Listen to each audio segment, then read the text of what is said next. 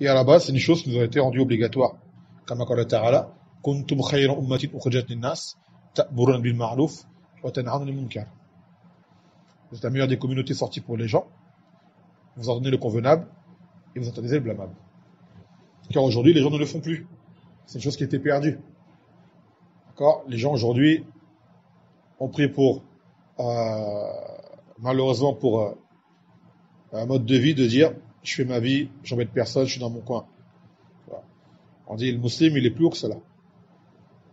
Ça rentre dans le mode de vie du musulman. Quoi qu'il en soit, le fait de faire l'amr bil ma'ruf, c'est un djihad. Car si on n'empêche pas le mal, il va se propager. Et si on n'appelle pas au bien, il ne se propagera pas non plus. Voilà. Et cette personne qui dit, je suis dans mon coin, et je n'embête personne, tu vois, il dit, pourquoi tu n'embêtes personne? Il dit, est-ce que c'est pas bien? Il dit, comment tu le sais que c'est pas bien? Parce qu'on te l'a dit.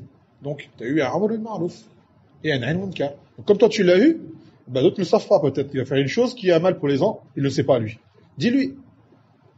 Parce qu'il est ignorant, il ne sait pas. Il fait telle chose qui nuit aux gens, qui a un mal, il ne le sait pas. Dis-lui.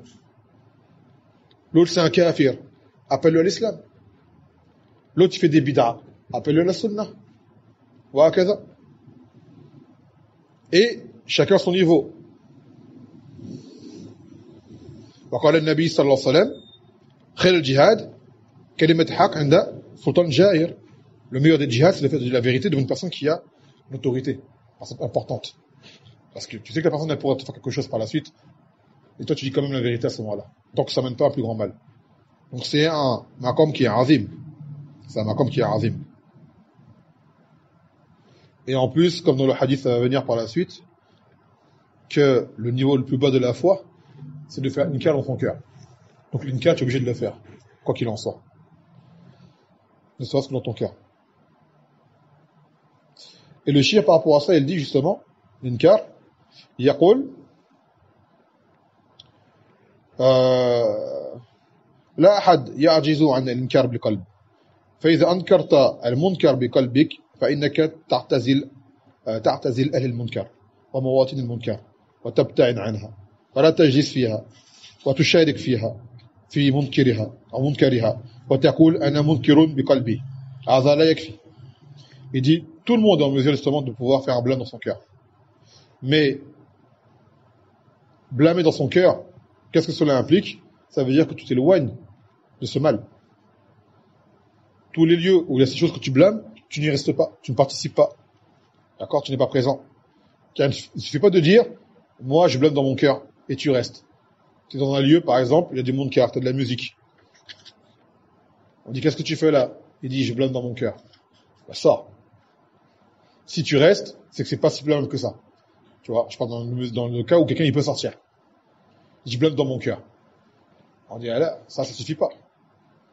Et ça revient au premier hadith qu'on avait pris, c'est que dans ton cœur, ça retransmet à travers tes actes. Donc, à ce moment-là, t'es là, tu pars. Donc, l'inkar bi qalb, et rester comme ça, inerte et stoïque, ça correspond pas, ça coordonne pas. Les gens vont dire, c'est pas normal. وكذلك يقول بل لابد أن تبتعد عن المنكر وأهله ولا تخالط أهل المنكر إذا كنت تستطيع الإصلاح وإذا كنت لا تستطيع الإصلاح ابتعد وانجي نفسك. نعم. Donc il a dit justement qu'il était obligatoire de t'éloigner du blâmable et de ces gens. Tu ne te mélanges pas à eux et tu ne participes pas à ce munkar, sauf si tu es en mesure de le changer. Tu peux le changer à ce moment-là. Par exemple, il est conseillé à des gens qui sont en mesure de faire un nasiha. Si demain il y a un mariage, des noces, et il y a des choses de munkara, par exemple il y a de la mixité, il y a de la musique, il filme avec des caméras, ou même il y a de l'alcool, et si lui il vient et qu'il parle, qui aura effet sur les gens, lui il peut y aller, mais le but c'est pas de participer à la noce, c'est d'aller conseiller les gens. Il vient à ce moment-là. Il est même permis d'aller voir tout ce qui est marabout et médium sorcier pour celui qui est en mesure de les dévoiler, qu'il y aille. Alors qu'à la base, le simple fait d'aller chez eux, d'accord, et de les interroger, fait que ta salade pendant 40 jours, elle n'est pas acceptée. Et si tu les crois, t'as mécru. Kafartat bi unzila ala Muhammad. Et celui qui est en mesure justement de dévoiler aux gens le mensonge de ces gens-là, Lui, il peut y aller. Il leur pose des questions, il les met dans l'embarras, et il montre aux gens, regardez. Il connaît l'avenir, regardez, مثلا, telle et telle chose. وهكذا. Donc après, le inkar, le munkar, il a ses règles. Il a ses règles, il a ses gens.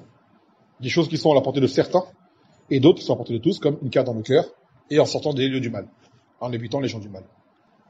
Donc il a dit justement, préserve ta personne. Kadhalik. Préserve ta personne.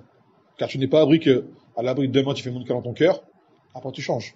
Au fur et à mesure, ton cœur s'accommode, il s'habitue, et ça finit par, au début c'est, je participe pas, après c'est, je suis là mais bon, je regarde de loin, après, hop, un jour après un jour, tu te mets à participer toi aussi. Ton cœur il s'habitue, ça devient normal pour toi. Wa li'azbillah.